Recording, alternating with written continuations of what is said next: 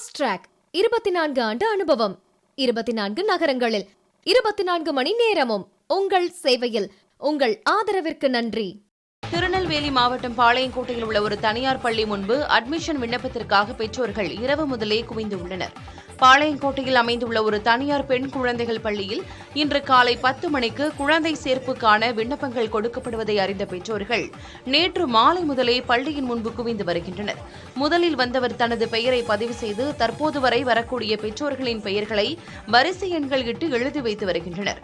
இதில் சில பெற்றோர்கள் பள்ளி வாசலில் இரவு பொழுதை தூங்கி கழிக்கும் விதமாக ஆயத்தமாகி வந்திருக்கின்றனர். மேலும் சில பெற்றோர்கள் தண்ணீர் பாட்டிலுடன் இரவு உணவையும் எடுத்து வந்து அமர்ந்துள்ளனர்.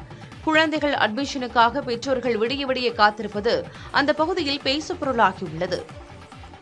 நான் ஒரு நைட்டு 9 மணிக்கு வந்திருக்கேன். காலையில் தான் ஃபார்ம் கொடுப்பாங்க.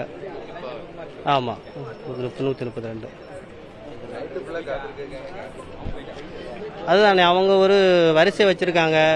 அந்த மேனேஜ்மெண்ட் அப்படி தான் ஒரு இது வச்சுருக்காங்க. அவங்க வந்து காத்து கிடக்கணும்னு சொல்லலை. ஆனால் காலையில் 9 மணிக்கு கொடுப்பாங்க. மக்கள் டிமாண்ட் அதிகமாக இருக்குது. அதனால் மக்கள் வந்து எஜுகேஷன் வந்து உங்களுக்கு ஃப்ரீயாக கிடைக்கிற மாதிரி இருக்கு இல்லையா, நல்ல எஜுகேஷன், அதனால கொஞ்சம் கொடுக்குறாங்க. ஃபாஸ்ட் ட்ராக் 24 ஆண்டு அனுபவம், 24 நகரங்களில் 24 மணி நேரமும் உங்கள் சேவையில்.